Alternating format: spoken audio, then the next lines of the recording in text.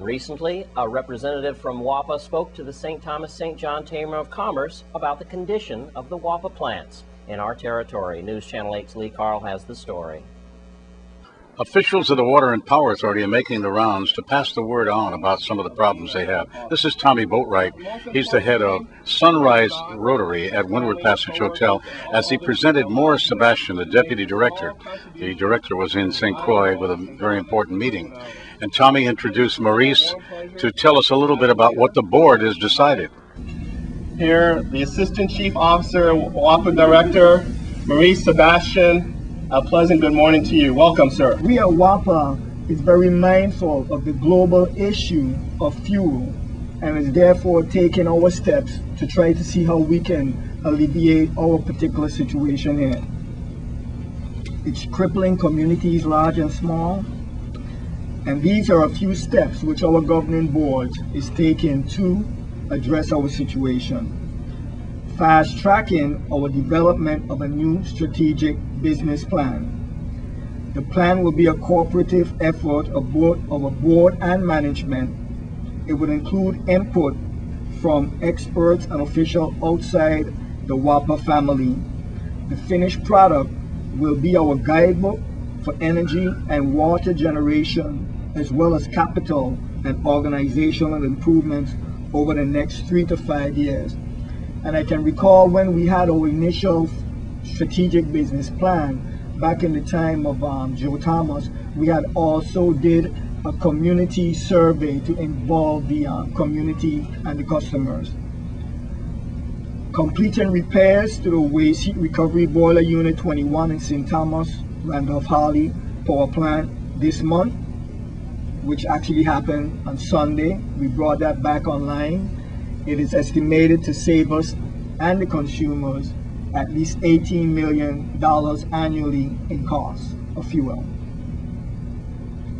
Completing the construction of the $34 million waste recovery boiler project on St. Croix. That also will be a cost savings of $18 million in fuel annually for our customers.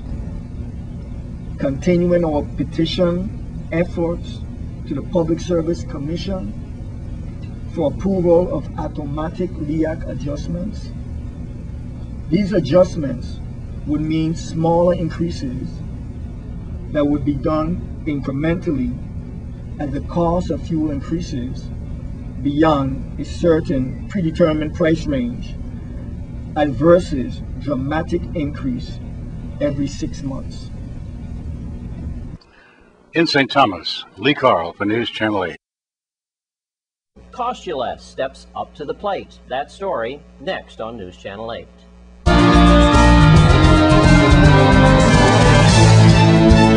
Tomorrow will be the 7th anniversary of the attack on the World Trade Center. News Channel 8's Wes Small files this report on 9/11.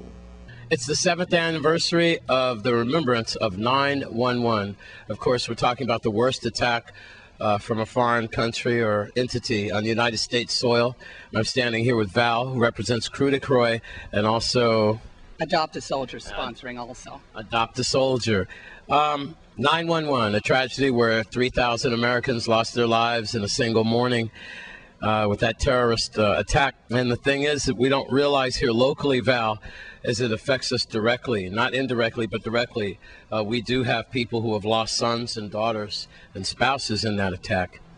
And tomorrow, we understand that there will be a commemorance, memorial of the 7th anniversary of 9/11. And you want to tell us a little bit about it?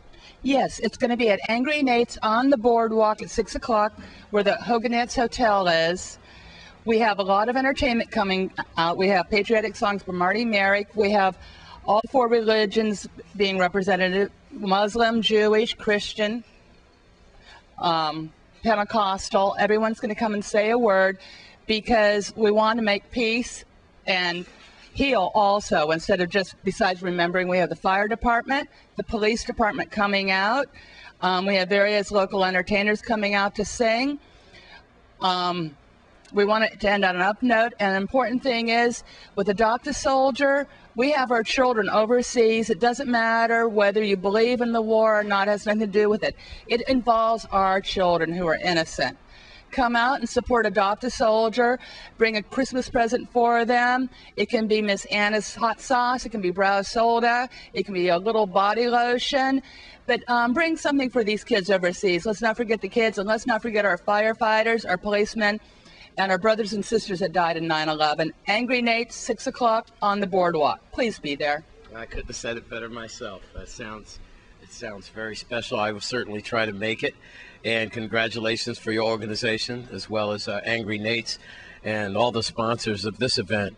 This is a tragedy that will definitely go down in infamy, just like Pearl Harbor or any other tragedy against Americans. Not only against Americans, but it was actually against the entire world. And it's kind of hard to believe that it's been 7 years. It's been 7 years, and it affected everybody. Oh, You may not have known someone that died in 9/11, but you had a friend or a relative that did. It's all around us. Thank you very much, Val. We'll try to be there. That's on the boardwalk in front of Angry Nate's tomorrow at 6 o'clock as we pay tribute to the people and our loved ones that we lost during the 9/11 attack at the World Trade Center in New York City. With Val, I'm Wes Small for News Channel 8.